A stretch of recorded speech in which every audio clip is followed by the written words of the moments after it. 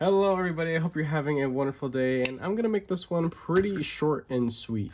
This has got to be one of the coolest American made knives I've checked out this entire year, mainly because of the blade material.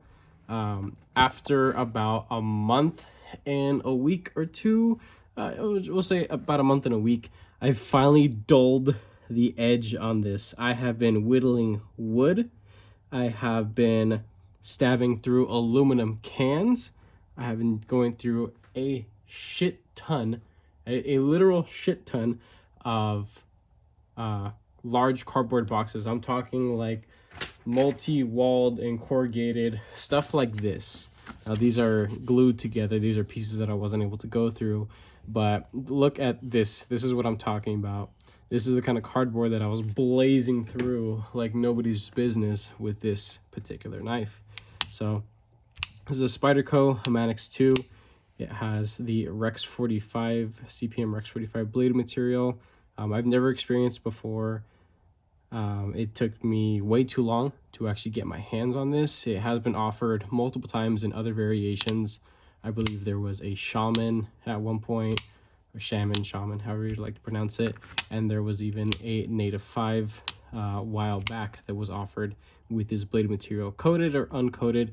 I've been told that it isn't the most resistant to rust and corrosion, but you can put a forced patina on it, and certain different techniques and just cleaning maintenance can help to keep corrosion off of it as best as possible. But me in particular, I enjoy Spyderco's DLC. I think it's incredible. I think it's cool looking. And while it may knock down the HRC by one or so, I don't mind whatsoever. Since getting this knife, I actually trimmed the spring, the coil spring. You could see inside of there. So, well, maybe you can't actually see, but yeah, there it is. Yeah, a little spring in there. That is part of their ball cage lock. So it's a coil spring instead of Omega springs, which that's what it kind of looks like from the outside. At least that's how you interact with it. It feels very similar to a coil spring knife, but is much snappier, much smoother, and just a whole lot more reliable than Omega spring knives. I'm going to share with you guys the price on this guy. I got it from GP Knives. It was an exclusive. It is still available during the recording of this video. I don't know how, but it still is. It's a sub $150 USA made knife. This is absolutely putting it into one of the most capable budget USA made knives I have ever checked out, period. So this guy is $143.50. That is astounding. That is absolutely incredible and just insane that it was even brought to the market, to this wonderful community at that price point, because this blade material is incredible. It really is. Oops, excuse me. Got so excited there, just slapped the whole tripod and everything.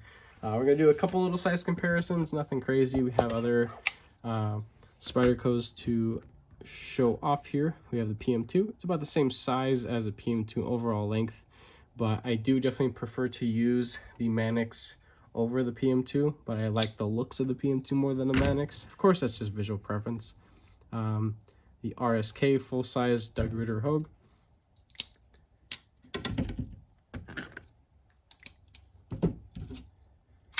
This is the WE Praxis. Did I not do the Native 5? No, I did not. There's the Native 5.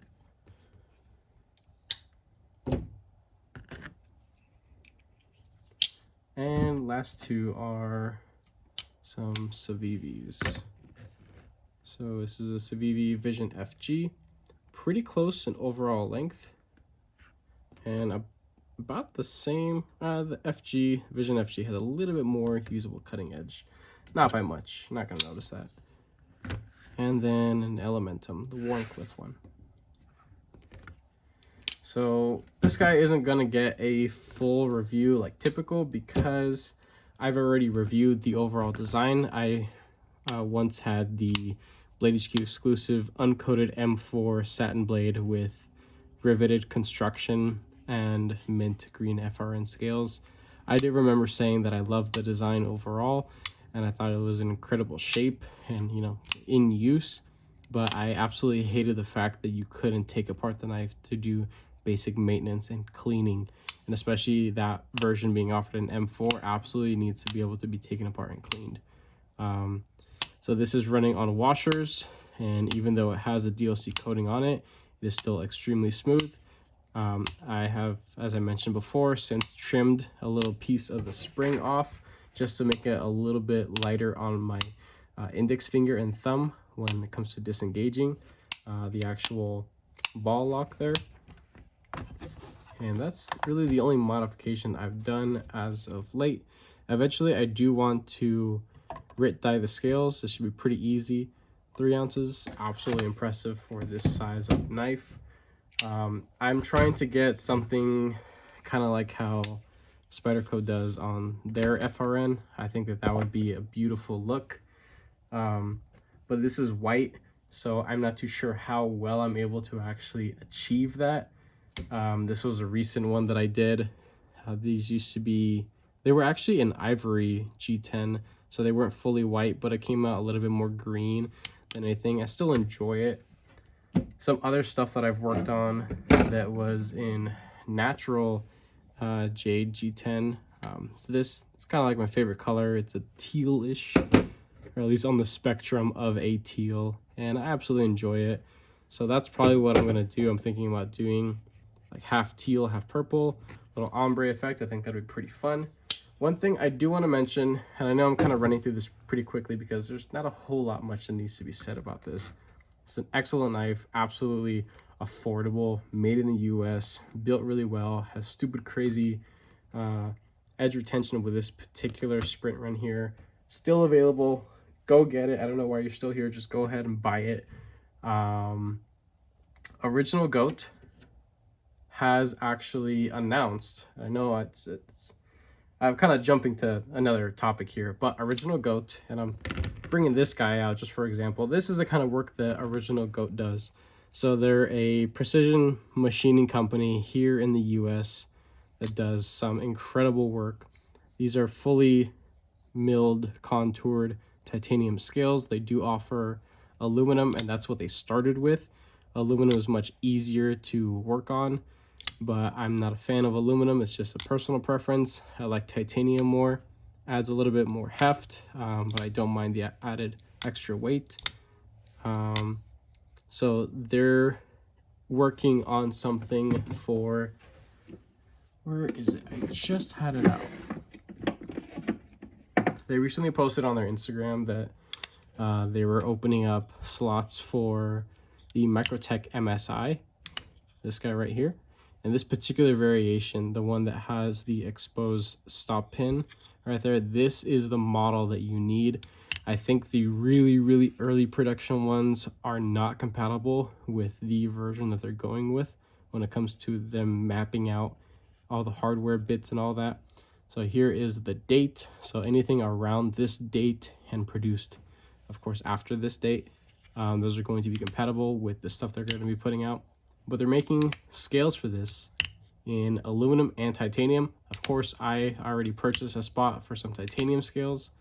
At this moment in time, I'm pretty sure all their slots are taken up, but I know for a fact they're definitely going to be making more stuff in the future because this was a very hard-hitting knife this year, and it is absolutely incredible. It has a lot of fans backing it and wanting to see stuff done to this in the aftermarket, and rightfully so. This is an incredible knife. But if Original Goat could do stuff aftermarket materials with a knife that's constructed like this, with essentially a cartridge system that is really just to contain the actual lock itself and the spring or tension mechanism that they're utilizing for that design, they can do the same with the Manix 2. So hopefully one day this coming next year, depending on when you see this, it'll already be the new year or not. But I'm really hoping that they do something for the Manix 2 lightweight because it needs it. It absolutely needs it. And I'm pretty sure Lynch Northwest already offers clips for that.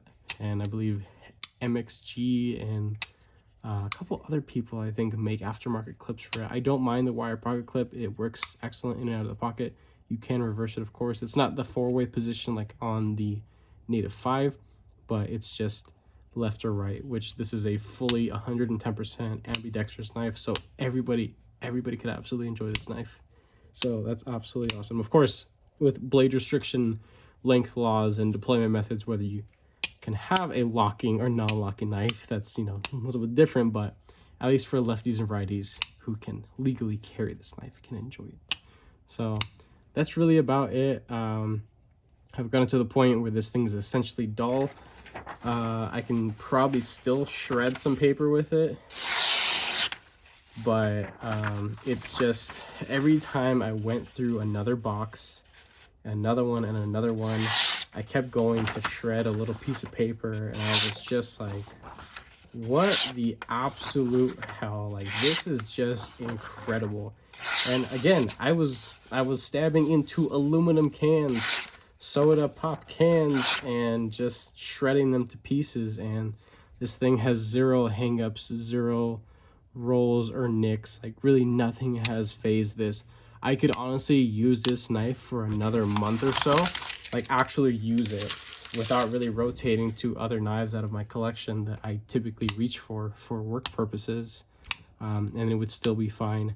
So I have yet to sharpen this, but I've sharpened the Manix to blade shape many times before, so I'm not really concerned about it.